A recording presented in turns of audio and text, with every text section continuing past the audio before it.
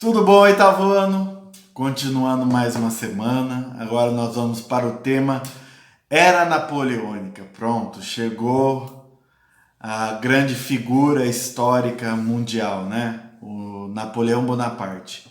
Vamos entender quais foram suas atitudes, a característica do seu governo, né? Quem que apoiou ele, quem que entrou em conflito por causa da expansão territorial dele, certo? Então vamos iniciar. Primeira coisa que nós vamos comentar agora sobre a era napoleônica, né, o aparecimento de Napoleão, é no governo diretório que começa a aparecer a figura de Napoleão.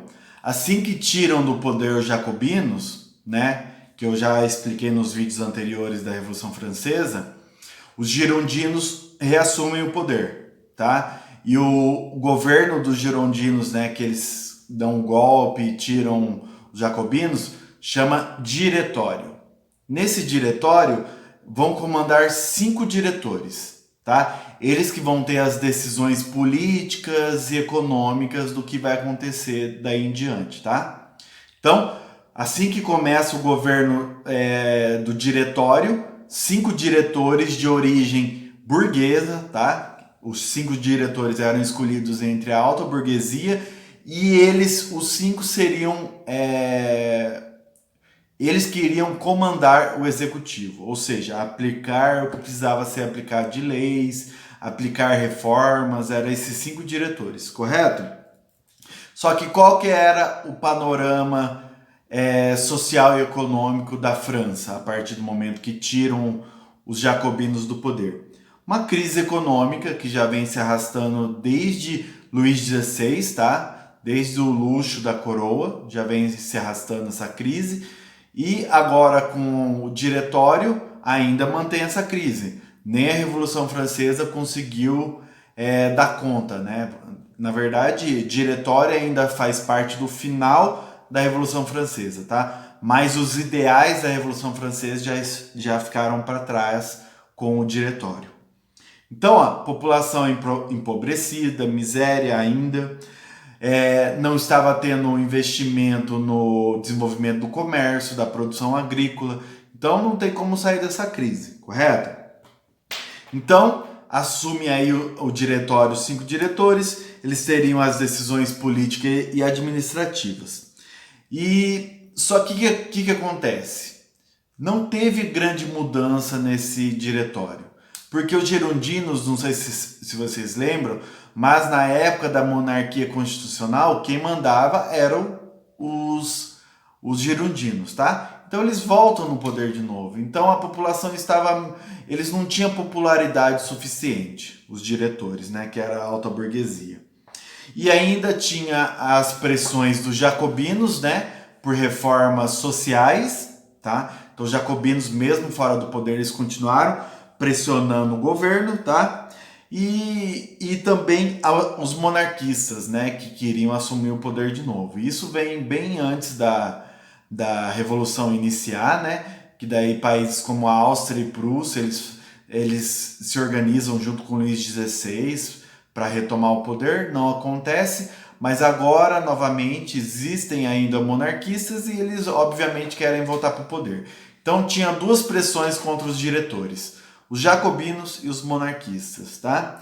E os girondinos, que era a alta burguesia, eles não estavam conseguindo impor a sua autoridade, tá? Então, eles não tinham mais como governar sozinho, certo? E com isso, os girondinos, para conseguir um pouco de apoio, eles começam a pensar em uma expansão territorial, tá? E isso desde do final do final do governo dos girondinos, do governo jacobino, já iniciaram essa expansão, né? Que eles estavam tentando evitar o avanço dos países estrangeiros sobre a França, né, por causa da Revolução Francesa. Então, desde essa época, os girondinos já tinham na cabeça o expansionismo territorial, tá? E ainda continua.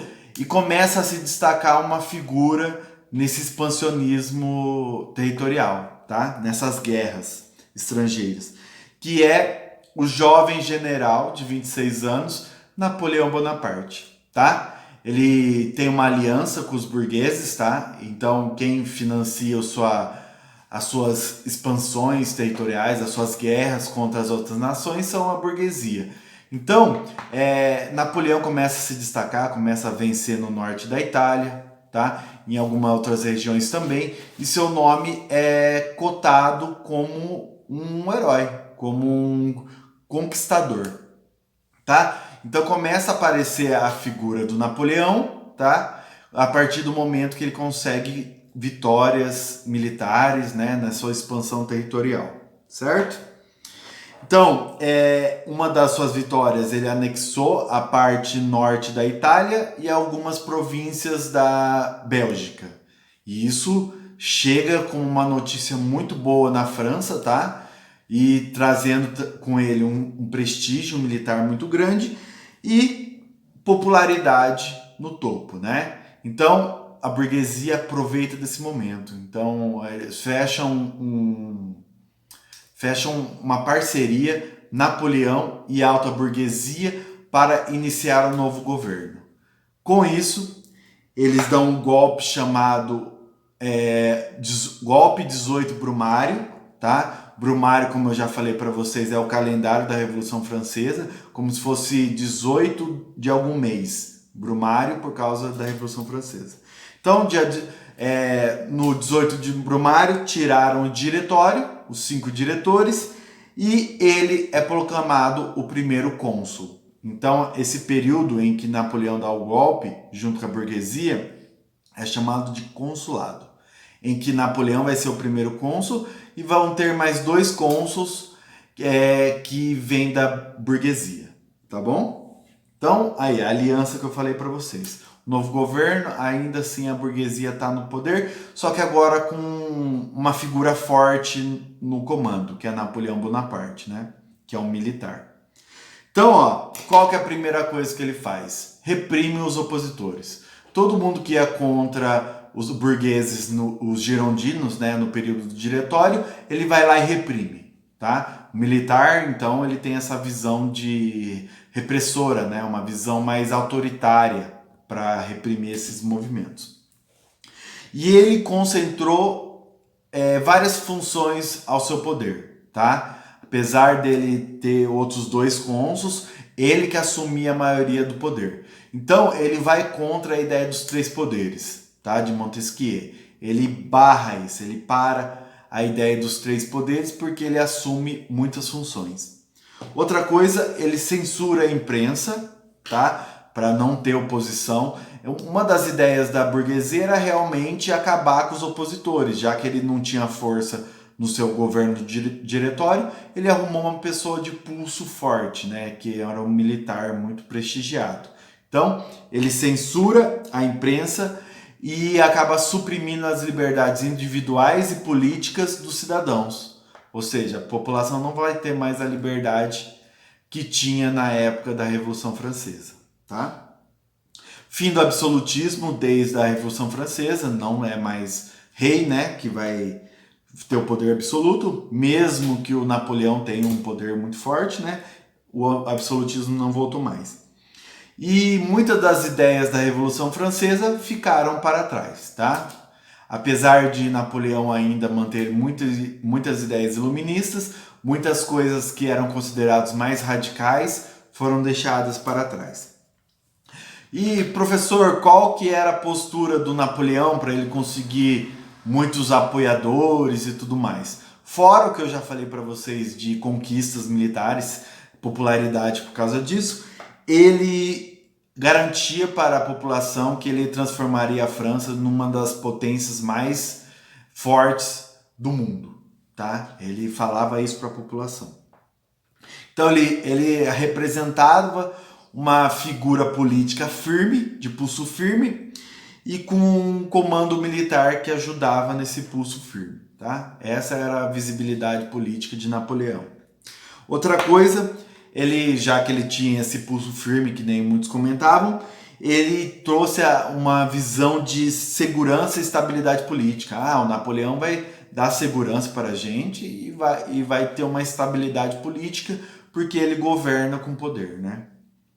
Outra coisa que ele manteve da Revolução, por causa da burguesia, é o liberalismo econômico, obviamente, né? Quem que apoiou ele?